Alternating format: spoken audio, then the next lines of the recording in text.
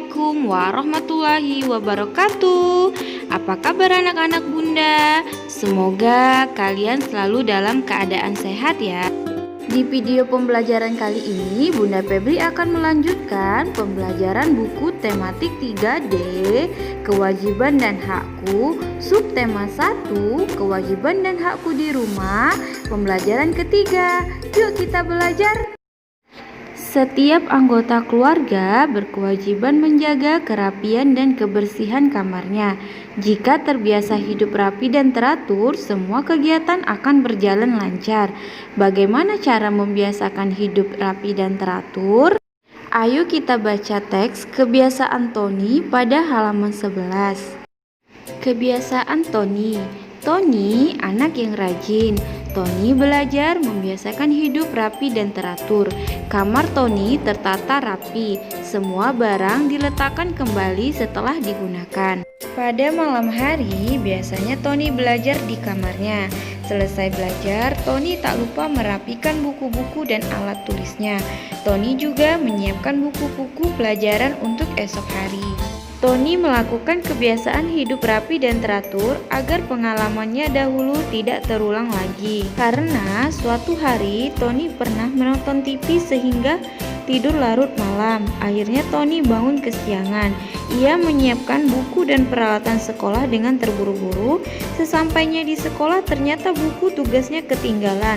Tony merasa menyesal. Ia berjanji kejadian itu tidak akan diulanginya lagi. Nah, sekarang coba anak-anak jawab pertanyaan-pertanyaan berikut berdasarkan teks yang sudah dibaca tadi. 1.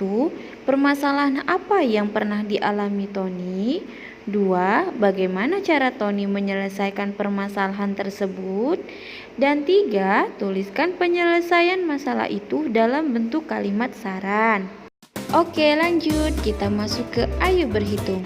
Di sekolah Tony terdapat perpustakaan. Siswa boleh meminjam buku di perpustakaan tersebut.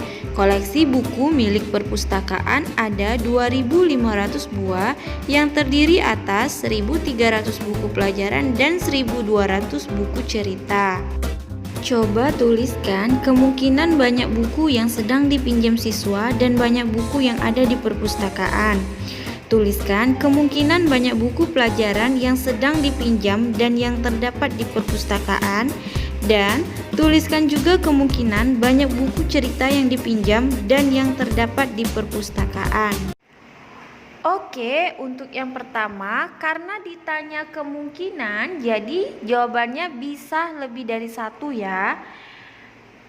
Banyak buku yang di perpustakaan tadi ada 2.500. Nah, bisa kalian pilih nilai di bawah 2.500. Pilih misalnya 1.000 seperti contoh yang di buku. Jadi 2.500 dikurang 1.000 sama dengan 1.500. Nah, kita buat untuk buku yang dipinjam. Berapa kita ambil? 1.000. Oke. Lalu buku di perpustakaan. Kita ambil berapa? Kita jumlahin 1.500. Sama dengan berapa koleksi buku seluruhnya? Seluruhnya sama dengan 2.500.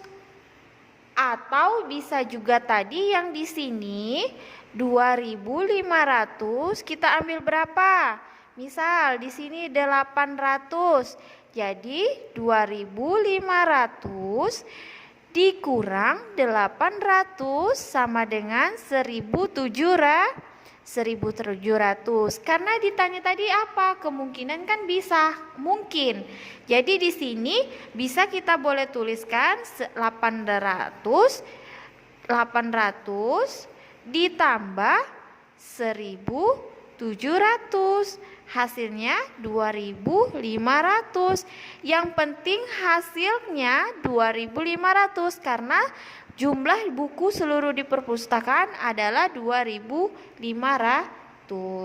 Oke, untuk yang B, tadi kemungkinan banyak buku pelajaran yang sedang dipinjam, sedangkan banyak buku pelajaran tadi ada berapa? 1.300. Jadi kemungkinan itu bisa berapa ditambah berapa yang hasilnya 1.300. Misal kita contoh yang di buku itu ada, berarti 1.300 dikurang 750 sama dengan 550. Jadi buku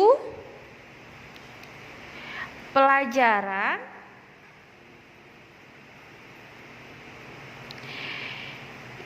yang dipinjam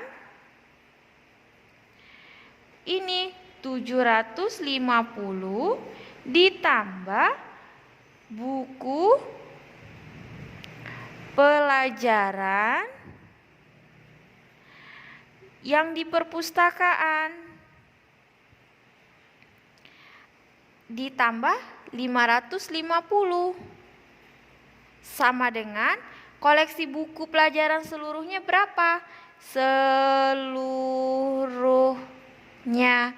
Jadi tetap 1.300. Jadi kalau ditanya kemungkinan, terserah kalian mau penjumlahan berapa sama berapa, yang penting hasilnya 1.300. Nah, untuk yang C itu ada kemungkinan banyak buku cerita, karena banyak buku cerita tadi ada 1.200.